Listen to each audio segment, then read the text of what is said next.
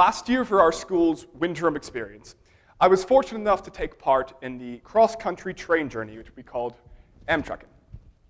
This 2-week-long trip was packed full of enough thought-provoking and influential experiences to fill several of these talks. But for the purposes of this one, I'd like to focus on one particular experience from the end of the trip. We were in the Chicago train station, preparing to head home to Toledo for the final leg of the journey. A friend and I, tired of sitting around with our suitcases, took a short walk around the station. As we meandered our way through the crowds and the noise, we slowed to a near stop, and we began to ask ourselves why. Why was everyone in such a rush? Luggage wheels squealed, boots and high heels pounded across the linoleum floor. A sea of people, coming and going, flowed by us, and we suddenly wondered why. We wondered why the modern American, the modern human, is in a constant vortex of movement, rushing wildly from point A to point Z with ignoring all the other 24 letters in between. It was a moment of revelation for the both of us, and one that has stuck with me like gum to my shoe for the last year and continued to tug and nag at my mind. Of course, there is some delicious irony in this particular case, because even as we had this conversation, I received a phone call from one of the other students on the trip saying, "The train is boarding, and where the hell are you guys?" Only a moment after we had this poignant reflection on the importance of slowing down in our high-speed culture, we were quite literally running at full throttle through the train station. Despite the embarrassment of the moment, as I said, this conversation has stuck with me, and it has evolved with the help of some voices from the past into today's talk. We are blessed, certainly, in modern society with the wonders of technology and science and medicine, the things that allow us to wake up in China and go to bed in New York, or answer any question we have just by reaching into our pocket. But I think at the same time we can all agree that it creates a monumental, crushing pressure in each and every one of our lives. I feel it as a student, I feel it as a member of the millennial generation, and I see it being put upon the lives of many others in my situation. This need to do, and never slow down. Alan Watts, British philosopher of the 20th century, who brought the lessons of Zen teachings to the West, captures the saddening reality of it in a quote from his book, Does It Matter?, published in 1970. He says, "We get such a kick out of looking forward to rushing to pleasures and when we meet them, that we can't slow down enough to enjoy them when they do come. We are therefore a civilization which suffers from chronic disappointment, a formidable swarm of spoiled children smashing their toys." Okay, so that's clearly a bit of a disheartening image. But the fact is, this is the culture in which we all live. So the question becomes, what can we do about that? How do we allow ourselves the luxury of slowing down and living in the present without massively overhauling our entire system? Well, in my opinion, it's not so much a matter of doing anything as much as a matter of changing our perspective, specifically to one of heightened contemplation and awareness, all of which can be fairly well summarized in a single word: leisure. Now, I know what you're thinking, because in modern times, leisure has a poisonous connotation. It seems to be associated with laziness and frivolity or spoiled wealthiness. Leisure, our consciousness screams at us, is unproductive and therefore wrong. But I want to slow us down for a second to examine the word in an entirely different context. In his 1956 book titled Leisure, The Basis of Culture, German philosopher Joseph Pieper tackles the complex evolution of the titular word. He comes to the conclusion that leisure is a condition of the soul, the disposition of perceptive understanding, of contemplative beholding, and immersion is, as opposed to separation from, the real. Pieper is telling us that we can find leisure in everything that we do, from riding on the subway to chopping down a tree. Leisure is not just sitting on the couch with your feet up, although it could be. Leisure is presence. We can, and I believe we should, carry this condition of the soul, this presence, with us in every aspect of our real lives. I'd like to take this time to say that in no way do I think this is an easy thing. I'm in no way saying that I am somehow there.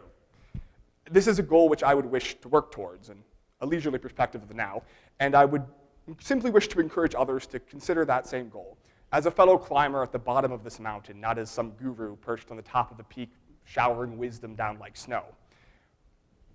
Let's consider for a moment what this kind of leisure is capable of producing in our lives. Maria Popova, literary wonder woman and producer of the marvelous blog Brain Pickings, which helped to inspire this speech, wrote, "The most significant human achievements, our greatest art, the most enduring ideas of philosophy, the spark for every technological breakthrough, originated in leisure, in moments of unburdened contemplation, of absolute presence with the universe within one's own mind, in absolute attentiveness to life." She brings up Galileo, who invented modern timekeeping after observing a pendulum swing in a cathedral. And she also brings up Oliver Sacks, who illuminated the music's incredible effect on the mind as he hiked through a Norwegian fjord. Countless other examples come to mind, and indeed we can see the effectiveness of leisure in the effectiveness of Google's so-called 20% time, a slice of time in the workday where employees can work on anything they want to, which has produced a large quantity of their most successful projects. Let's take a detour here and talk about time.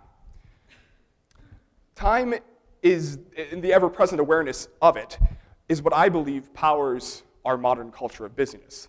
It's our conscious, active worry that we're fast running out of time that drives us to scramble to fill it, to pump the balloon of our lives so full that it nearly bursts.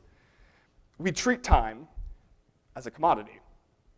Now I'm going to throw a monkey wrench in here and say that we should treat time as a commodity, but as of now, we do it for all the wrong reasons. Brandon Stanton, the man behind the beautiful Humans of New York project, captures it wonderfully in an interview, saying, "We're oriented to think of time as a means of accumulating, and not just accumulating material things, but accumulating degrees and extracurricular activities and anything that would just look good in the job interview. We view our time as a means to accumulate things that will help us reach our ends. And yet time is not only a resource itself, but the most valuable resource that we have is what we do with our time." Mr. Stanton is telling us, and I agree entirely, that we must allow ourselves to stop thinking of time as a means to some end, when in fact, it is the only end that we ever get. Carl Sandburg, American poet and writer, once called time the stuff of life, and warned us that a man must find time for himself. Time, he says, is what we spend our lives with. If we're not careful, we find others spending it for us.